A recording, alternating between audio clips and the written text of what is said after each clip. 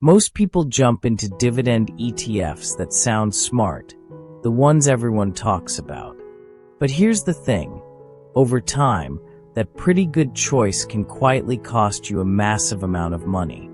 We're talking hundreds of thousands in lost growth and tens of thousands in lost annual dividends, all without you ever realizing it. I've been there myself, getting caught up in the hype around a popular ETF only to realize it wasn't the best fit for my long-term goals. So I took 5 well-known ETFs, including one you've probably heard of, and put them head-to-head.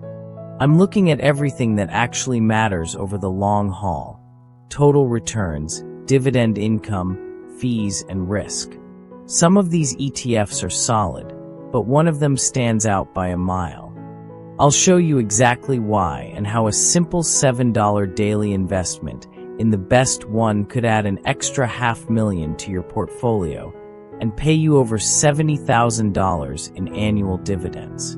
Before we dive in, if advertisements should interrupt this video, please do not click off of the advertisements.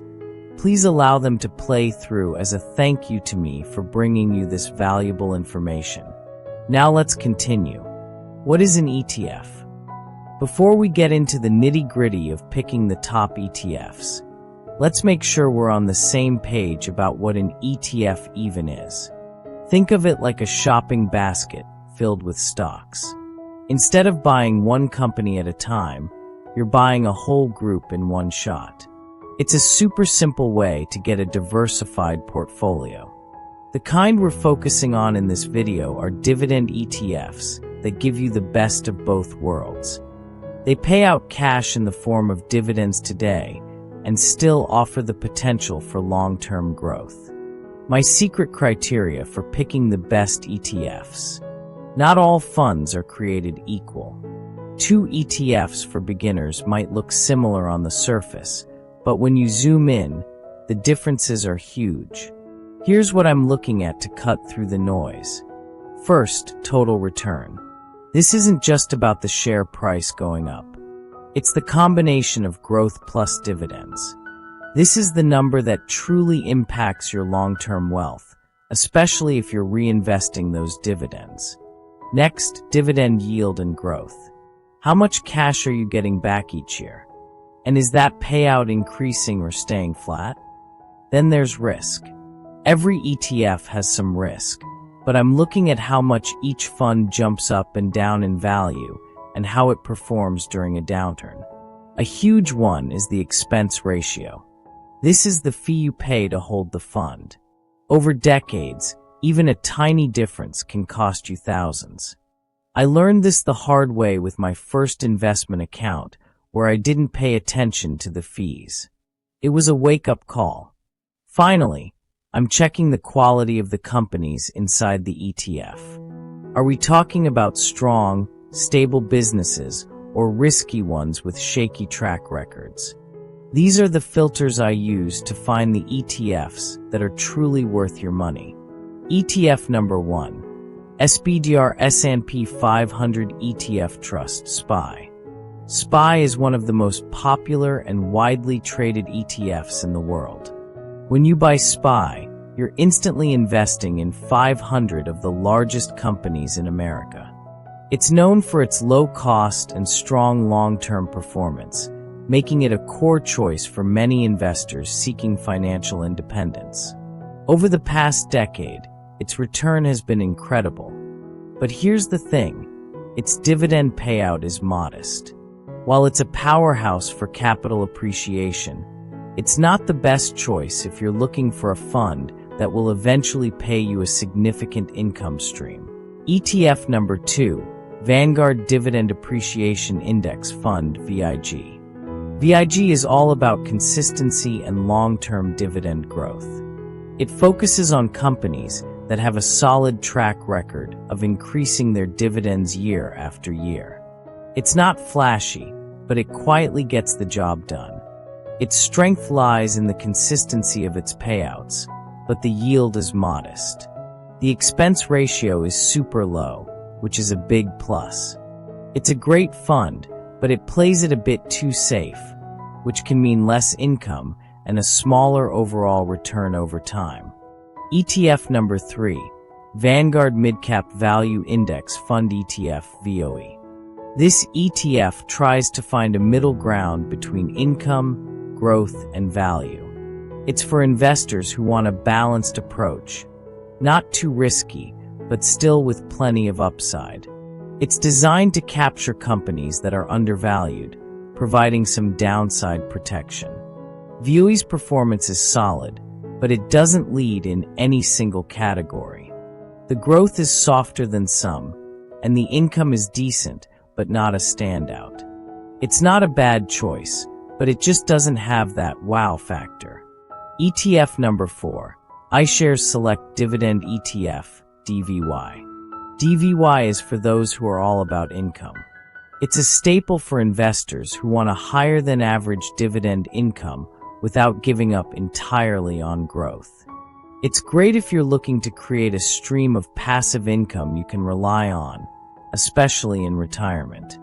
The trade-off is clear: less diversification, more sector risk, and not much growth. You get paid, but your investment doesn't grow as much in the background. My aunt, who is in her late 60s, relies on DVY for steady income in her retirement, and it's perfect for her specific needs. ETF number 5, Schwab US Dividend Equity ETF, SCHD. SCHD is often called the gold standard for dividend growth investing. It strikes an impressive balance between income, growth, low fees, and long-term performance. While it might have a slight dip in the short term, its long-term performance is what really matters. It's up over 100% in the last decade. SCHD only includes companies that meet strict standards. At least 10 years of consistent dividend payments, strong profitability, and a healthy balance sheet. This helps weed out the shaky stuff and focuses on high-quality, dependable companies. The final showdown: why SCHD wins. Every fund we've looked at has its strengths, but they all make you pick between one good thing and giving up another. SPY is the king of total return, but lacks income. VIG is super consistent, but too cautious. VOE gives you value, but with softer growth. DVY delivers on income, but sacrifices growth and diversification. SCHD is different. It gives you SPY's long-term growth with real dividend income. It has VIG's commitment to quality, but with more yield and better upside. It gives you DVY-level income with smarter diversification and actual capital appreciation. It blends the best parts of all of them. The power of a $7 daily investment. Here's where it gets exciting. What happens if you invest just $7 a day in SCHD? That's about the cost of a fancy coffee or a sandwich. We'll let 3 powerful forces do the work for you: a solid dividend yield, an average dividend growth rate, and historical share price growth. In 10 years, your portfolio could be worth about $45,000, generating around $2,000 a year in dividends. After 20 years, it could be valued at over $290,000, with your annual dividend income crossing $12,000. And at year 30, your account balance could hit roughly $953,000, with a yearly dividend income of $75,000. All of that from just $7 a day. Let's compare this to the others. Portfolio value: 30 years SCHD at $953,000 beats SPY by nearly $350,000. Annual dividend income: 30 years SCHD at $75,000 completely dwarfs SPY, which only brings in about $1,000.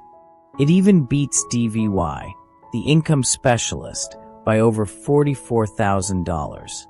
This shows the difference between picking a fund that just pays you and picking one that could actually fund your life. So, what do you think? Have you invested in any of these ETFs? Let me know in the comments below.